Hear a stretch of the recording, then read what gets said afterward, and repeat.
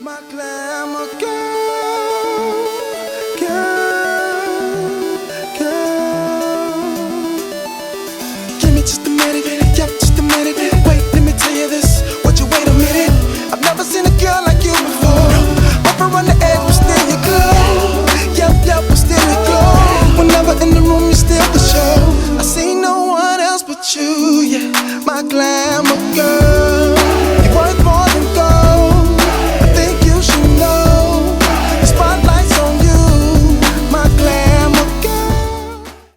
Hey my loves, before we get into the video, I just wanted to take a moment and let you know that this is an official new segment on the Goddess S.S. and it is called G2G, aka Goddess to Goddess or Goddess to God. And I just really wanted to create something where I could sit down, have some deep rooted conversations and just bring a different, side to YouTube and to my channel. So I hope you guys like it. Let me know what you think down below in the comments and enjoy the video. Bye. What's up, my loves? It's me, the Goddess S.S, and I am back with another video. But today is super special. I have my lovely friend Shanyce here with me. Yes. We are going to talk about some stuff, just talk about life, and she had a really amazing experience recently. Yes. So we're gonna get into that and just have some fun. We got our drinks situated here so we can just talk and chat, just like any other day. All right, so Miss Shanyce. Yes. How are you? I'm good. I'm really good. How are you? I'm good. Tired, but good. Very I am tired. the same way. I'm very tired. I'm always on the go. I'm always doing stuff. Just trying to be a 25-year-old. Can you believe that? Look. Can you believe it? I just turned 25. Listen. It's like yesterday we were just in high school, exactly. Just teenagers without a care in the world. Professor Gill's class. Listen, that was the best. Yeah. Oh my God, I miss those days so much. You didn't have to worry about a bill to pay. Exactly. You didn't have to worry about anything else but just being a kid and living life. I miss those days so much. So much. We need a time machine. As soon as someone invents it, I need it immediately so I can go back and fix some stuff. Yes, I got some things I need to maybe rearrange. Just maybe. But I guess we wouldn't be who we are if we changed, the things that we did and went through, because it makes us who we are. So we wouldn't experience this growth. Exactly. So there's nothing that you would want to change or? I feel like everything that I did has led me to this point. And I shouldn't change anything at all, because this is the path that I'm meant to be on, even though it has been hard, even though it has been shaky. Talk about it. Even though, I was crying at home about it. behind closed doors, just not running down my nose. Oh, Lord. Listen. But it's I was put in that position to deal with those things because it made me an even stronger woman. Absolutely. So I wouldn't change anything. Absolutely. Of course, you have that feeling, maybe I shouldn't have dated this person. Right. Maybe I shouldn't have, given my heart to this person or met with this person. Right. But ultimately, that makes you a stronger person. It does, because every interaction that you have with somebody, whether you realize it or not, it changes who you are as a person. Even if it's just you're walking down the street and it's a person you pass by and y'all happen to speak for 2 seconds, that impacts your life in a small way, but it does make an impact. Exactly. So it makes sense that we wouldn't change anything. Would you? No, I wouldn't. And I've been through a lot, a lot. And I would not change anything, because though, like you said, those experiences has taught me so much, not only about life, but about myself. And I would not have the knowledge and I wouldn't be the person that I am if I did not have those experiences to reflect on and have in my little toolbox. So I wouldn't change anything. And as crazy as it may sound, with everything that I've been through, I wouldn't. because it's made me exactly who I am. And I wouldn't be here talking. So, that's a blessing. Yes, absolutely. Oh, we have on the same. I was just about to say that, y'all. We have on African earrings. Oh my Listen, God. it was only fitting for this video. Yes. It made sense. It absolutely made sense. You got Mozambican colors. Okay, and listen, I'm on it. I am on it, ready to go. Yep. So, speaking of Africa, you just got back. Yes, I did. Oh my gosh, how was it? I need to know. Oh, it was amazing. Yeah. When, of course, I went there to do development work, but it became a whole spiritual journey for me. It wasn't about the practical work that I was doing. I was building chicken fences. I was helping with food production. But it was like the connections that I made, those stuck out the most. Absolutely. And in Mozambique, they speak Portuguese. So really? Yes. I didn't know that. Yes. That was amazing. Exactly. Oh my God.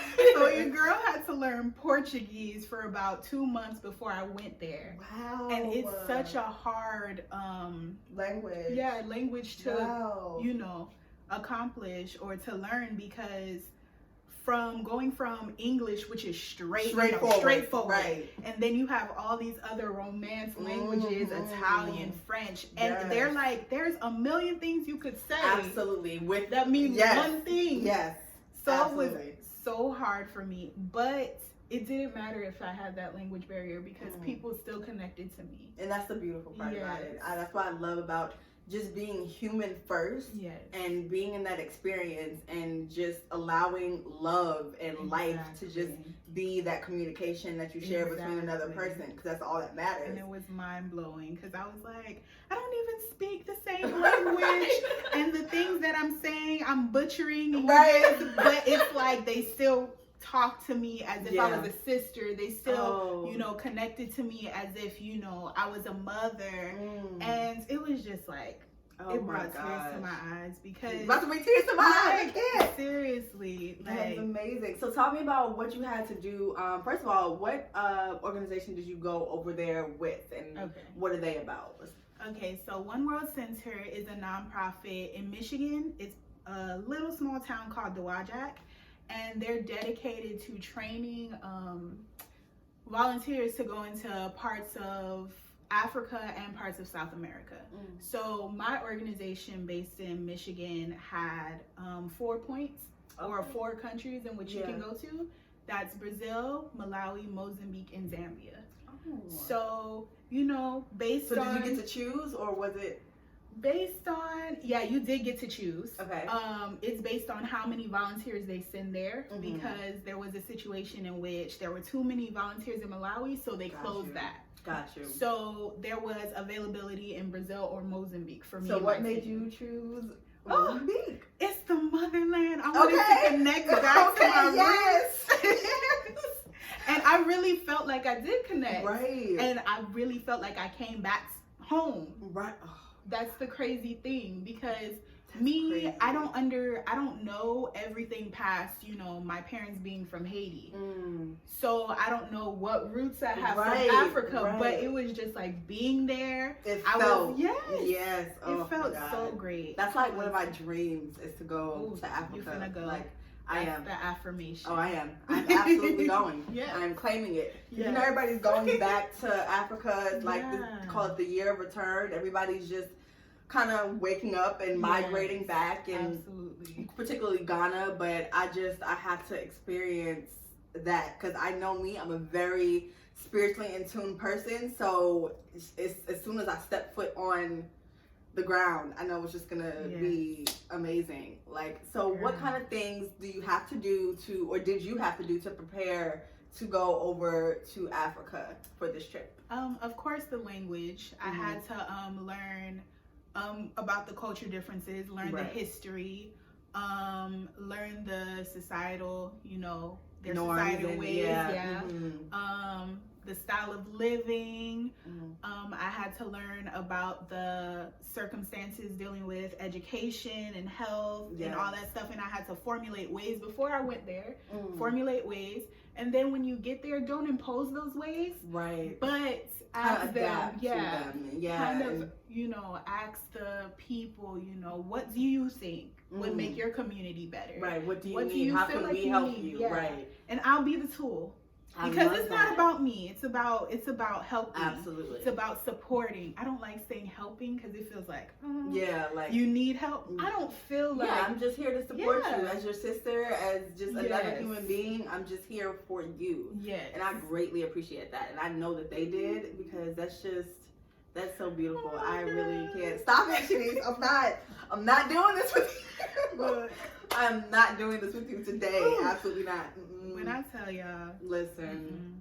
So once you were there and you got to meet the people, like initially, what were your first thoughts? Were you like, oh my God, this is great? Or were you like, oh, this is gonna be an interesting time? Yeah, I thought it was gonna be really interesting, because I was like, all I know how to say is bom dia, boa tarde, boa noite, and of course, thank you and you're welcome and things like that. So the initial thought was, I was very nervous about coming into this country. I didn't know what I was getting myself into. And this is not just, you know, good living and all that stuff. Like, I'm not in the rich, I'm not in the rich parts of Mozambique. Like, I'm in the rural areas. I'm not in the urban doing the groundwork, right. So I was like, I don't know where they're gonna put us. I don't know what we're gonna be doing. I don't know how the people are gonna react to us.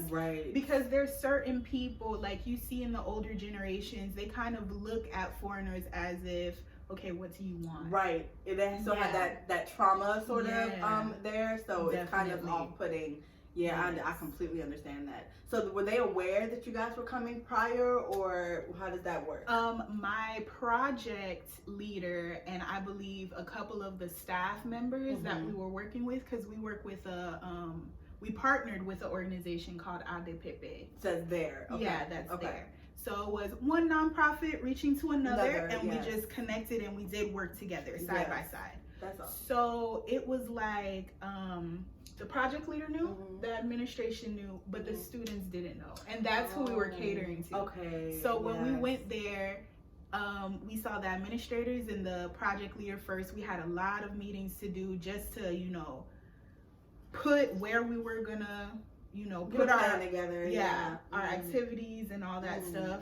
And then it was like the students were kind of, okay, who are these people? Like, what's going on? Yeah, there's certain students that were used to us, because this project receives a lot of volunteers. That's great though. Yes. That's awesome. Because it's sustainable development. It keeps going. Even though the faces change, the development never stops. That is awesome. Yeah. I absolutely love that. So is this the field that you're going into? Education or education, humanitarian development, politics? I'm trying to shift things. Okay. Because listen, this may not be the last time we work together, because I'm right there with you. I believe that it's our responsibility. Yes. I feel like, and this is no offense to anyone of the generation I'm about to speak of, but I'm just speaking the truth. I say all the time, I'm not here to make anybody comfortable. I'm not here to pacify anybody or stroke anybody's ego. I'm here to tell the truth so that we can start to move forward. And I feel like the generation, like our parents and maybe even their parents a little bit, but they kind of dropped the ball when it came to progression and just fighting the good fight and doing things to make sure that we are aware of who we are as a community, and that we have the knowledge and tools to know how the system works and how to maneuver through the system. And I think why we have so much pressure on our shoulders is because of that ball drop. So now we have to pick up for, you know, lost years and really like hit the pavement running, because there's no time to waste. With this social climate in this country, listen, I'm not even gonna get into that, because that's a whole other video. But we need people who are our age that are interested in those kinds of things. Because I feel like it's so, like, oh, they don't got nothing to do with me, or da-da-da-da, like, what? And just piggybacking off of you, like, we need more people of our color. Yes. Because if you see the average volunteer, they're probably between 20 and 30, and guess what? They're white. And we need more to go into Africa and be white and all that stuff. It's showing them that that's white savior. That's the only people that are gonna save us and that care about them. And I think that's why there's a divide when it comes to the African and the African American, because that's all they get to see is that person, that type of person coming in trying to help them and change things up, and they don't get to see that we care about them just as much. I felt that.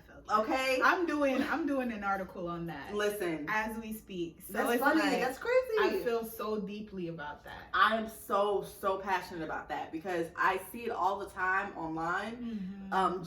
And that's the beauty of social media and stuff like that, where you have people from all over the world that can, you know, converse and just talk about different things. But I also, within that, see how people from Africa, or even just other countries in general, Black people from other countries in general, it's like the African American, that's another video too. The African American is looked at as this, like, I don't even know how to describe it, because I mean, it makes sense why we're looked at that way, because we don't know who we are, we don't know where we come from, we have no sense of self and community, and so like people from other countries that have that and that were, I don't want to say fortunate, but didn't have to maybe go through the same things that we went through here, they see the result and not necessarily think about what happened in order for us to get here. Same thing as white people in this country. They don't look at the 400 or 500 years of what this community went through to understand why they are the way they are now. They just want to look at the end result and point judgment and say, oh, you're this, you're that, and you need to do this and do that. How?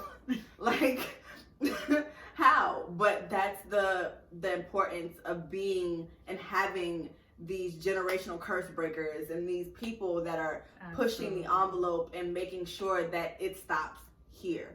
I'm telling you, none of this is going past me. It stops here. I felt that. It stops here. It has to, because I refuse. My job as a human being and as a future mother is to make sure that the life my children lead, the world that they get to experience, is one that's better than the one that I'm living now.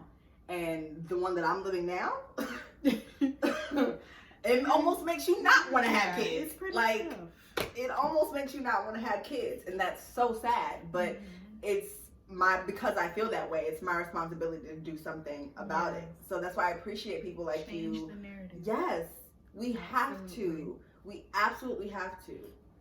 So you talked about this being a huge spiritual experience also. So tell me a little bit about that. How did that come about? How did that change for you? What was that like? All that great stuff.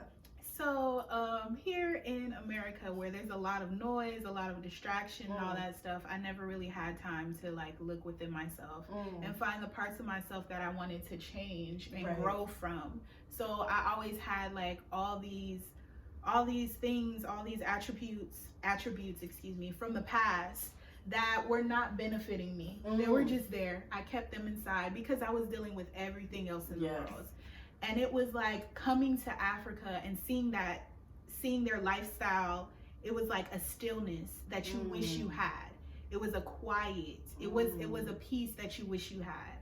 And I'm not sure if it's because all the consumerism, the malls, the this, the that, the family responsibilities. I had a family, my team, but I also had my space from them as well. It allowed me to clear my mind, to think about, you know, what I want to do, to get clarity, and to find out the parts of myself that I just like, I needed to let go. I saw them, I discovered them, and I was like, okay, this is not the person I want to see. I don't want to take this back with me. Ooh. Yes. Oh my You gosh. felt that. I felt that. Oh my gosh. Yeah. It's Woo. like so many things that I just grew from. Like my tendency to always want to be liked and to have people look at me and be like, yeah, we're with you. You're amazing. You're just you're so awesome. I don't want that. I don't want that, you know, what do you say? I don't want that gratification from others. Yeah. I want that validation. Validation. Thank you. There you go. I don't want that validation from others. I don't want to look outward. Yeah, outward for love and for, you know, some type of stability. I wanted to look inside myself for that. And I had to toss away a lot of, you know, hardship, a lot of bad things, a lot of, you know, people-pleasing tendencies. And here I am. And I feel like I'm renewed. I feel like I'm renewed. Now, as I have been on my spiritual journey for quite some time now, I know what it's like to go through that stripping process and also the healing process. And it is not brutal. Easy. It is brutal. I just started, so I know that it's gonna take a while for me to truly release those parts of myself. Oh yeah, it's a constant thing. Like even when you think you've healed a particular thing or situation, months later or a year later, something will happen and it'll trigger it just to make sure, it'll bring it back up just to make sure that you're really past it and that you can work through it. But it's a constant thing. And it is, I hate that it's become so romanticized. Like the healing process and the spiritual journey is so romanticized. It's like, oh, it's just going to be the best thing ever. And it's just roses and sage and crystals and all this great stuff. Like, they don't know how many times you have gone into the bathroom and cried. Listen, if you make it into the bathroom, like exactly. Like me, I could cry anywhere. I'm very sensitive and just expressive in that way. And for a long time, before I started working on myself, I thought that was a bad thing. I thought that was like, oh, you don't want to be too sensitive in front of people and you have to keep it together and you have to just be this person. And I did not realize that was one of my greatest strengths and my greatest attributes. Absolutely. Because that's what makes me the person that I am, is my ability to love and my ability to express what's on my heart. And yes, you could say I wear my heart on my sleeve, but I'm also very conscious when it comes to when it comes to the expression of what's on my heart. It's a difference when you're you haven't really done that work and stuff like that, and you say, oh, I wear my heart on my sleeve and I'm just a free loving person. You don't realize that you're giving your energy away to just anybody, just you know, just freely. Like it's just, oh, here, take this, and then you're sitting there wondering why you're breaking down. Like, and you don't have anybody around you that cares or that's, you know, there to help you through it. And that's just part of becoming more in tune with yourself and becoming more in tune with your energy and realizing how valuable that your energy is. And for me, I absolutely love children. I absolutely love children. So the fact that you got to work with some amazing kids, like, you're getting emotional. Tell me about them. Okay, you can do it. Yes, I can.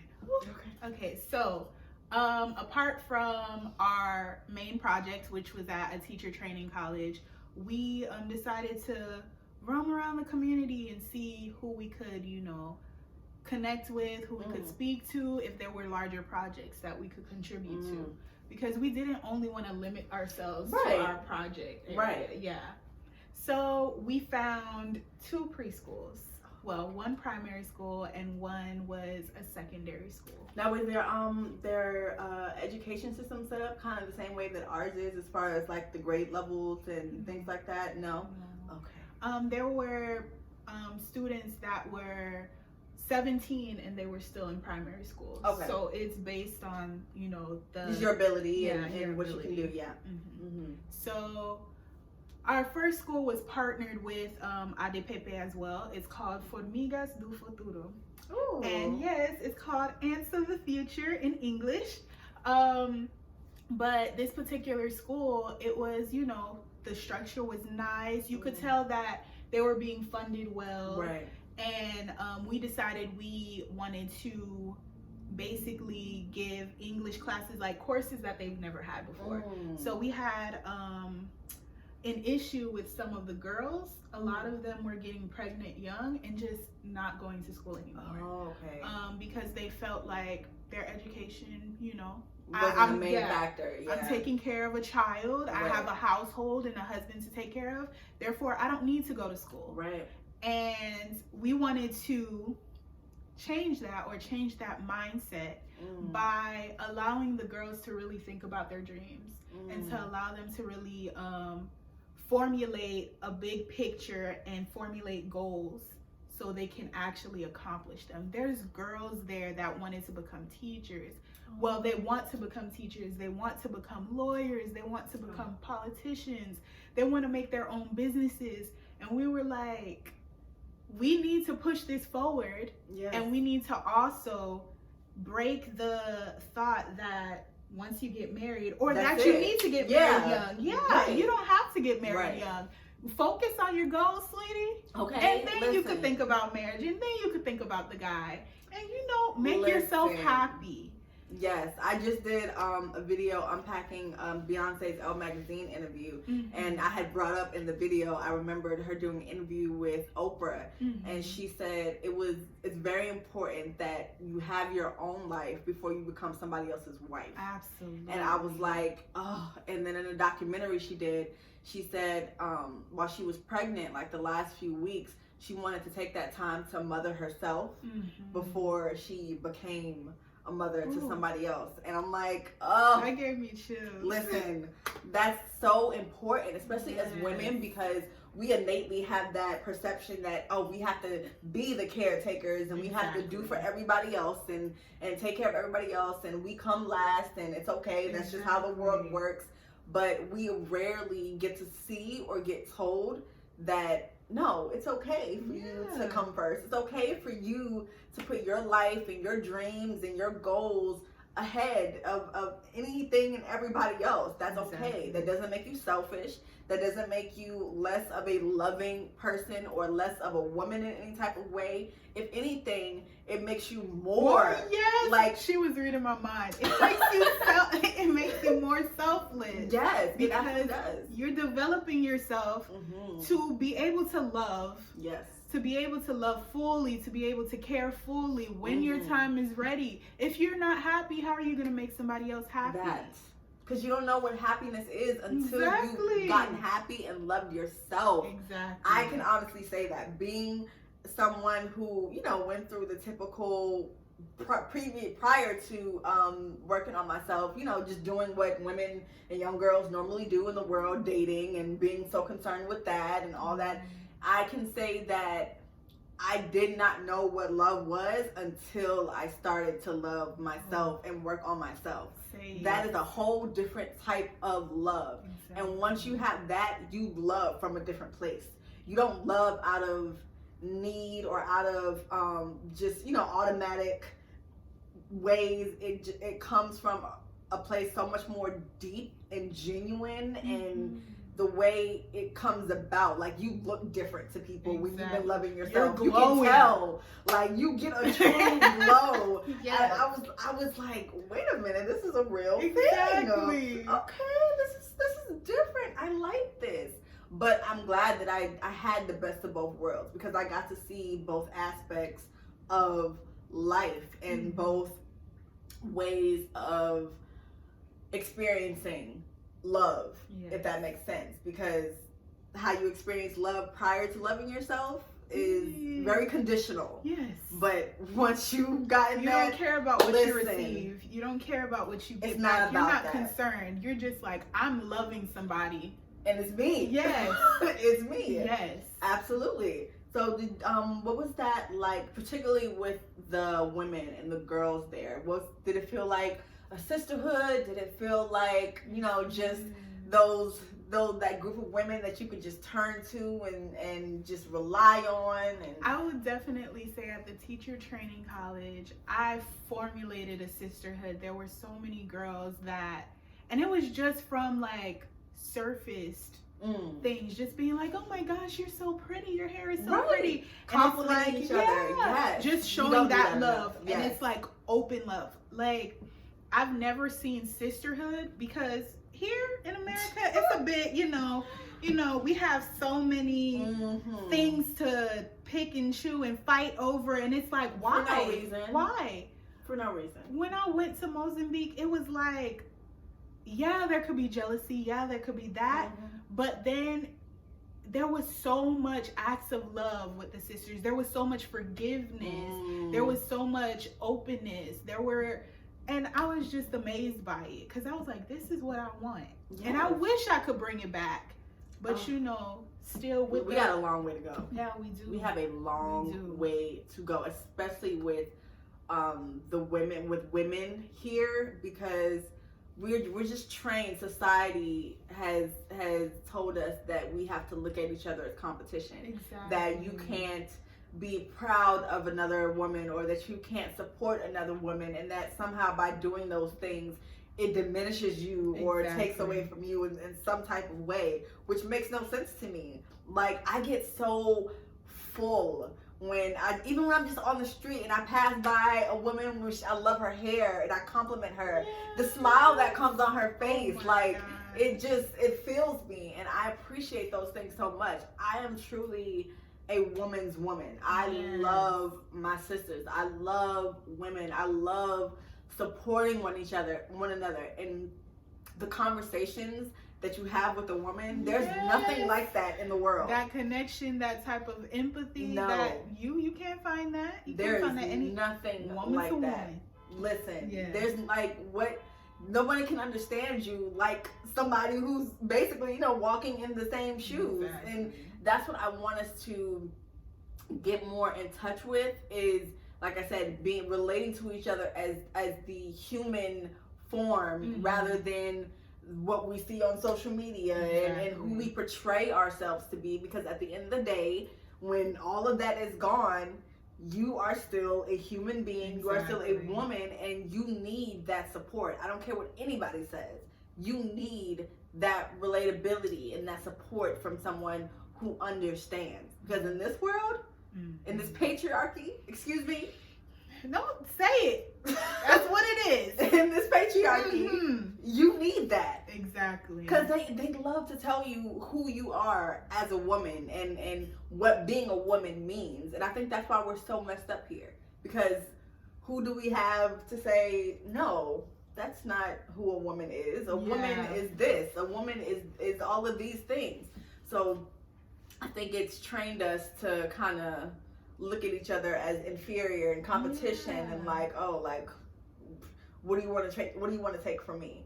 So do you think that was a hurdle that you had to overcome, being there, not even consciously, just naturally having that ingrained in you and being somewhere completely different? Yes, I will tell you, there have been times where I have been met with such friendly women and have thought, like, in my heart, I was like, I'm not sure whether to trust these women, because you're being overly nice, and I'm not used to that. Yes.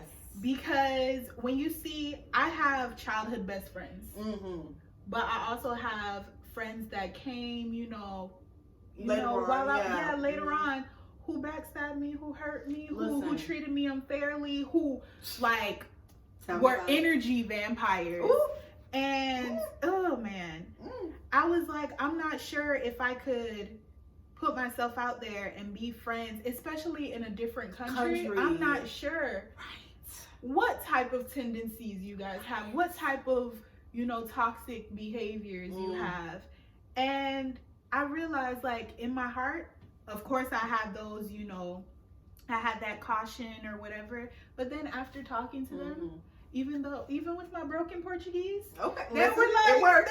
Yes, it worked. They were like, oh my gosh, by the end of it, I was their sister. Yeah. I was their mother at times. I was a shoulder that they could cry on. I was somebody that they can talk to. There was one girl in particular, and I had just met her, and she approached me and she sat down and she was talking to me and all that stuff, and we were just communicating about hair, and because they love natural hair, and they love yes get with it. And we were just having good conversation, and she was like, my birthday is tomorrow, and I'm like, oh my gosh, happy birthday. So the next day, I guess the conversation was so nice. She was like, she wanted to see me again. So she came to my house and I met her there. And I was like, oh my gosh, she looks so beautiful. She had a pretty pink dress. And I was like, what did you do for your birthday? She was like, nothing. She said, it's just like, my birthday is just like every other day. I said, girl, you need to be spoiled. Yeah. What? You need to be spoiled on your birthday, girl. You're a beautiful Black African goddess. You need to be spoiled. About it. So I was just telling her, girl, you need a present. You need to be taken care of. And she was like, no, my birthday, it's just a regular day. I can't go back home because she's up north, which is like about 20 hours away. The bus ticket is expensive. So I was like, you know what? You could chill with me. We could have, we could have a talk. You could show me all your family and all that stuff and your pictures. And yeah, so we conversated and all that stuff. Well, converse. But yeah, me and my friend was just talking about that. Yeah. Decca taught me that. Yeah. I don't know how I missed that lesson, but okay. Converse. But yeah, we were conversing, and I saw the crystals that I had lined up on my shelf, and I just had this feeling that it was my time to give those crystals away to somebody who could really utilize them. And I don't know if I found this on the internet or this was something that's coming from me, but I always say when I lose a crystal and somebody finds it, that means it was meant for that person. Absolutely, that's what it means. When your crystal goes missing, and you can't find it and you're freaking out, it's not that maybe you haven't necessarily lost it. Crystals will leave when they've served their purpose with you, and it's time for them to move on. It's time for you to move on. They will find their way where they need to for whoever they need to. So that's absolutely a real thing. But I was like, I don't know why I feel the need to give her my crystals. And I was like, I'm just going to do it. Yeah. So there was this pretty rose quartz. Oh, I love rose that, quartz. yes. I love it.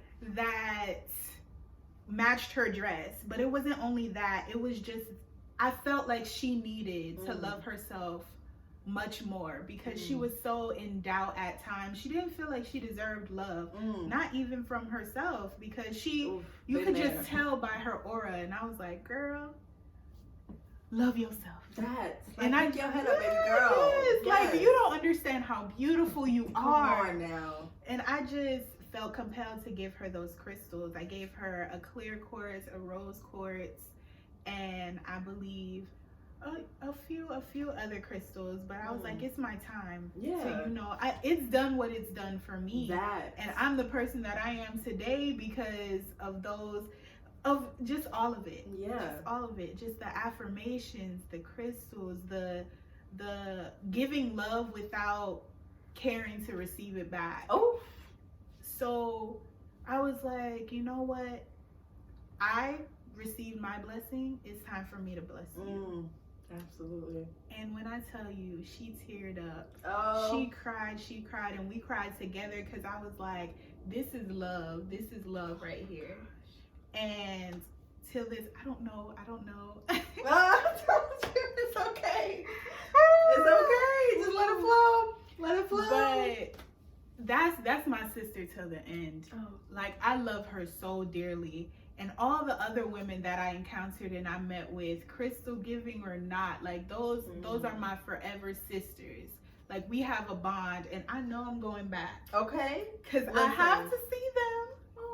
Like, I have to see them. Oh my goodness. Like, now, I know this is a mission-based trip and whatnot, but I can't say, listen, every woman, when she goes out the country and travels the world, she, wants to maybe possibly have a little fling or something, who knows? Just meet a nice man from another country and whatnot. So, was there any of that for you?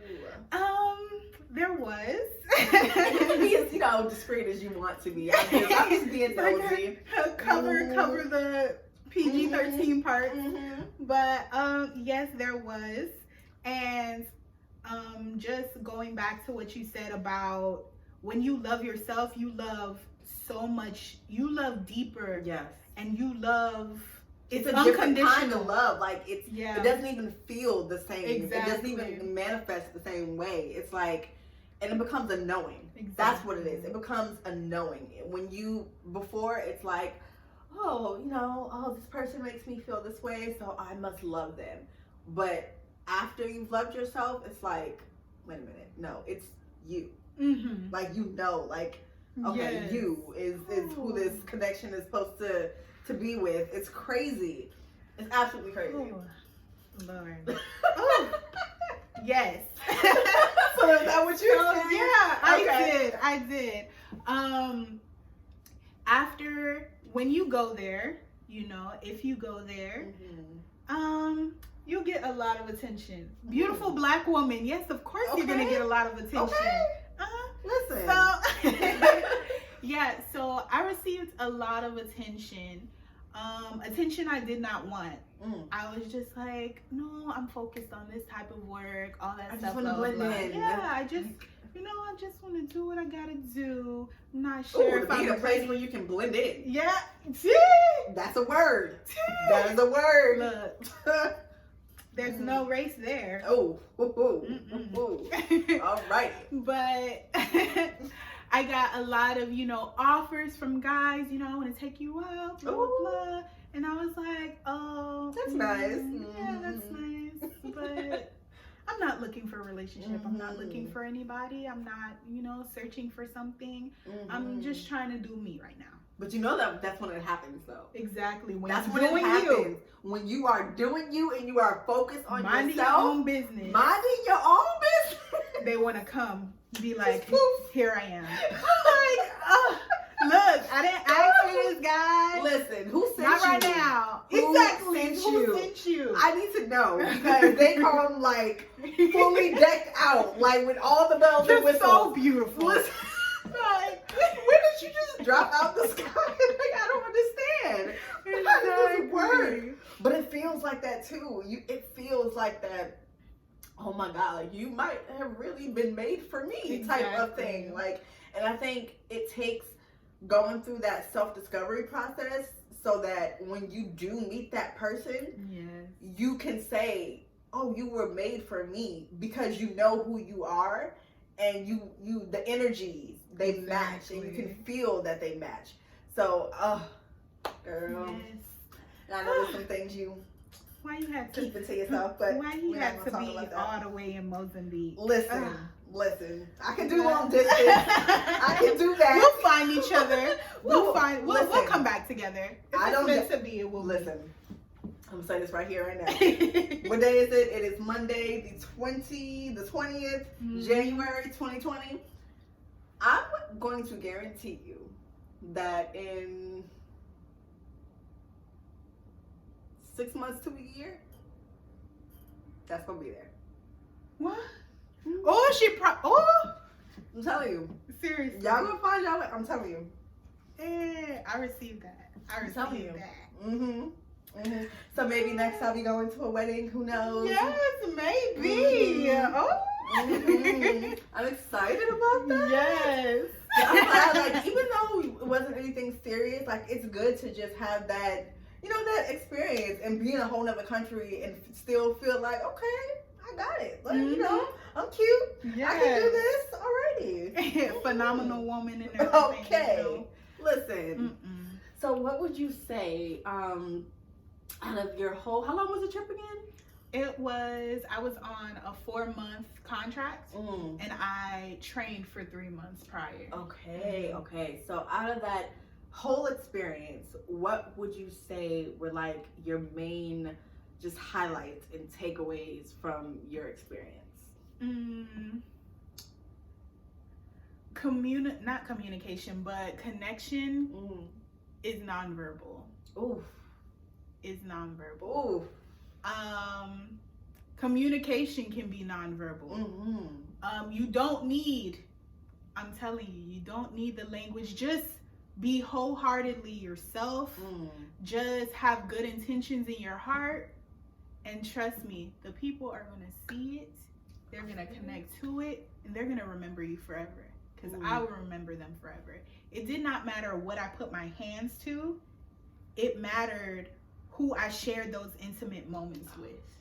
Who I sat in front of, under the stars with. Right, and just had a conversation. Who I had a philosophical, conversation with. Who I allowed to braid my hair, and we were just having girl talk and all that stuff.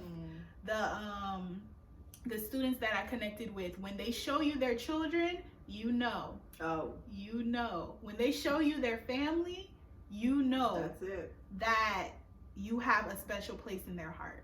For them to allow you to enter their life in that way is very important. So it was, I would definitely say authentic connection is nonverbal. It's the empathy. It's the... I'm going to have to use that one. That is good. It's the empathy. It's the things that are unspoken that really matter. Because energy is real. Listen. Energy is real. It is felt. It is everywhere. Everywhere. Yes. I absolutely love it. Do you think you'll be taking another, going on another trip anytime soon? Ooh, absolutely. Yeah, definitely. 2021. Okay. I'm speaking this into existence, but I am going back to Mozambique.